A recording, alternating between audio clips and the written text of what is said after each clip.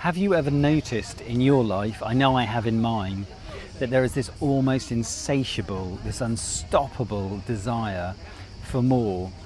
Every human being that I seem to meet, whether it's in my private or my personal life, or whether it's what I'm looking at, what's going on globally in terms of macro politics, there is this absolutely insatiable desire for more. But whatever you have is not enough, and if only you could just get a little bit more, or you could just have this extra thing, whatever it might be, that somehow you'd be happy, that suddenly life would click. So many people I meet are living in a constant state of desire, a constant state that that whatever they have, whatever they do, it would all be okay if they could just have one other thing, and it's always another thing. It doesn't seem to matter how much money that you make, how big your car is, how big your house is, how nice your vacation is. There is this endless sense of lack in one's life. And I see this happening within one's spiritual practice, whether it's you're a meditator or a yogi, a yoga person, or whether you are in a career of some description, or you're looking for a relationship, etc. There is this absolutely extraordinary desire for seeking, for finding the answer tomorrow in the next thing, or next week in the next thing. And of course, as we all know, we've all experienced this, when you buy that new kitchen, or you buy that new record player, or you buy that fantastic new vacation, or you buy that lovely new car, it's all right for a while. It's quite nice, but it very, very quickly fades. There's been a huge amount of research that's been done on this, scientific research, which shows that if you actually observe what the brain is doing during this process of recognizing that what I have is not enough and I want something else, is that the dopamine hit, the thing that gives you that sense of excitement and thrill, peaks when you're thinking about the next thing. When you get the next thing, whatever that might be, your dopamine levels is almost back to zero again. So it's not actually about getting the thing, it's about the projection. It's about the desire and the thought for having the thing and fantasizing and imagining having it. Once you've got it, your brain, your mind is already off looking for the next vacation or the next flat screen TV, whatever it might be.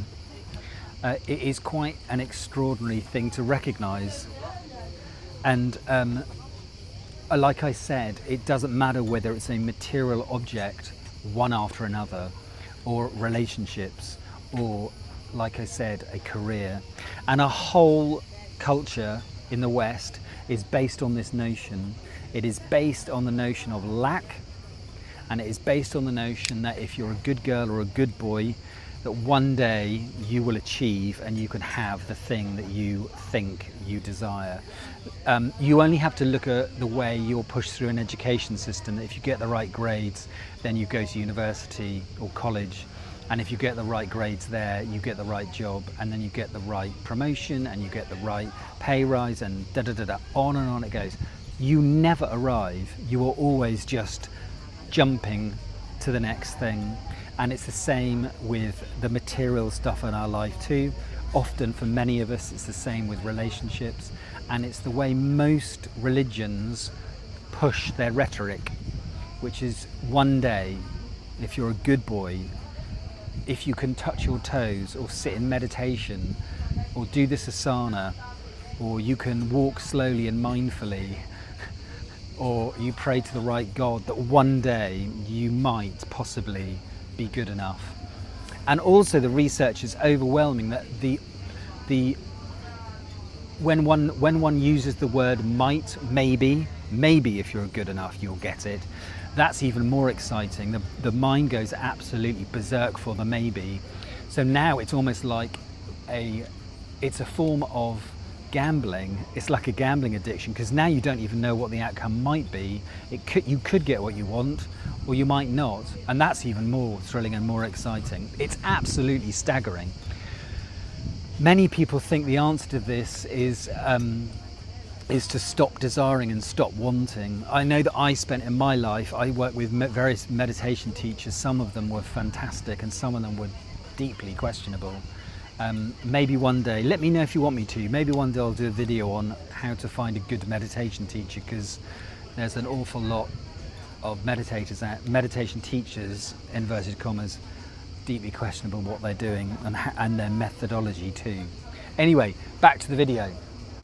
Of course, the answer to all of this, regardless of your spiritual leanings or your material leanings, etc., is not to try and stop desires, to stop wanting stuff. It's merely to acknowledge that that's what the mind does, is that the mind is always doing this, and you don't have to pay it any attention.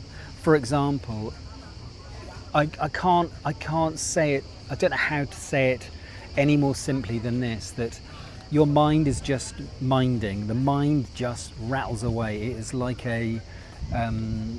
it's like a stream, a babbling brook. It just is endlessly talking. But underneath the babbling brook, underneath all that chatter, all that projection and all that neurosis, underneath all of that, there is this innate stillness in everything. So for example, while I'm talking to you and I'm listening to my voice, there is something that is aware of the feeling of my body in the chair, the feeling, the simplicity of leaning my elbow against the arm of the chair, or the taste of the coffee, or the feeling of my feet on the floor. And it's no more difficult than that. It is it is simply acknowledging the sensuality of your physicality in the moment, and it cuts through your mind, it cuts through the thinking. I'm not saying that thinking stops. It doesn't. If the thinking stopped, you'd be dead. Nobody wants that. So we're not looking to stop thinking.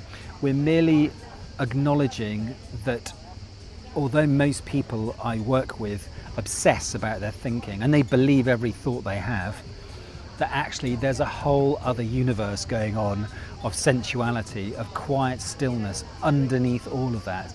Before the thought, before the projection, before the neurosis, there is only stillness. If you actually watch the way your mind produces thought, there is a quietness before it, before the mind starts rattling away. And it's not some mystical, spiritual, woo-woo, wanky philosophy. It is an absolute fact, and that fact can be acknowledged, can be experienced and seen for everybody. It's not because I've meditated for 40 years that I've seen it. It's the recognition that meditation and mindfulness is not about getting anything. Most of my suffering and struggling within my own life came from thinking that I had to get something, that I had to somehow change as a person and realize the truth, when the truth was always present in everything. It is in absolutely every single moment of your life.